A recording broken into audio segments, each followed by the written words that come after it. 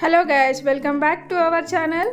ఇవాళ కొత్త రెసిపీతో వచ్చిన అదేంటంటే నవాబీ సేమియా.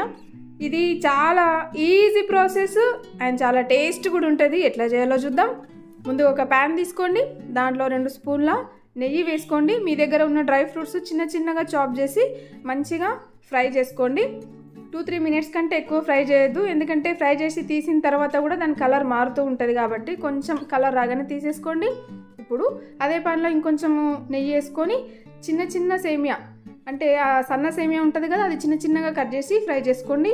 ఇప్పుడు ఒక చిన్న గిన్నె తీసుకోండి, దాంట్లో 2 స్పూన్ల కస్టర్డ్ పౌడర్ తీసుకొని చల్లటి పాలతో ఉండలు లేకుండా మంచిగా కలిపేసేయండి. సేమియా ఫ్రై అయినాక దాంట్లో ఒక 1/2 కప్పు షుగర్ వేసుకోండి. అంటే మీ టేస్ట్కి తగ్గట్టు మీరు షుగర్ వేసుకోవచ్చు. అదే 1/2 కప్పు మిల్క్ వేసుకోండి.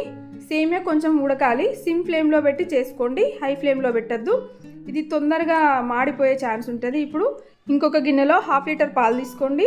అవి వేడైన తర్వాత మనం కలుపుకున్న కస్టర్డ్ పౌడర్ మిక్స్ని అందులో వేసేసి కలుపుకోండి. ఇప్పుడు మనము ఫ్రై చేసుకున్న సేమియాలో డ్రై ఫ్రూట్స్ వేసుకొని స్విచ్ ఆఫ్ చేయండి ఫ్లేమ్. ఆ తర్వాత ఇది మంచిగా ఉడికిందా లేదా చూసుకోవాలి. కస్టర్డ్ పౌడర్ వేసిన పాలు చిక్కబడ్డాయి కదా, ఇప్పుడు ఫ్లేమ్ని ఆఫ్ చేసుకోండి. ఒక గిన్నెలో ఫస్ట్ కింద ఈ బేస్ మొత్తము సేమియా, మనం ఫ్రై చేసిన సేమియా వేసుకోండి. ఆ తర్వాత దానిపైన కస్టర్డ్ పౌడర్ కలిపిన పాలు ఉన్నాయి కదా, అవి వేసుకోండి. అంటే లేయర్ బై లేయర్ వేసుకోండి. మీరు 1 కప్పు షుగర్ తీసుకుంటే దాన్ని సగం కస్టర్డ్ పౌడర్ పాలలో వేసుకోండి, పాలు బాయిల్ అవుతున్నప్పుడు. ఆ తర్వాత మిగతా సగము ఫ్రై చేసేటప్పుడు సేమియా పైన వేయండి. మీ అడ్జస్ట్మెంట్కి తగ్గట్టు వేసుకోవాలి. రెండిట్లలో స్వీట్నెస్ అనేది ఉండాలి. ఒక లేయర్ సేమియా, దానిపైన కస్టర్డ్ పౌడర్ కలిపిన పాలు, ఆ తర్వాత మళ్ళీ సేమియా, మళ్ళీ పైన కస్టర్డ్ పాలు, ఇట్లా పోసుకోండి. లేయర్ బై లేయర్ వేసుకోండి.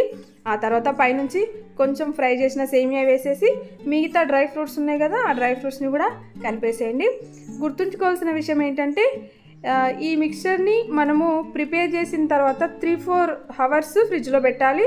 ఆ తర్వాత తినాలి, ఆ తర్వాత తింటేనే బాగుంటుంది. ఇంకోటి ఏంటంటే ఫ్రై చేసేటప్పుడు సేమియా మంచిగా ఫ్రై అవ్వాలి. పాలు పోసి ఉడికిస్తాం కదా, ఆ పాలలో కూడా కొంచెం మంచిగా ఉడకాలి, మరీ ఓవర్ కుక్ కూడా అవ్వద్దు. ఇదండి మన వీడియో. నా వీడియో మీకు నచ్చిందని అనుకుంటున్నాను. Thank you so much. జై హింద్.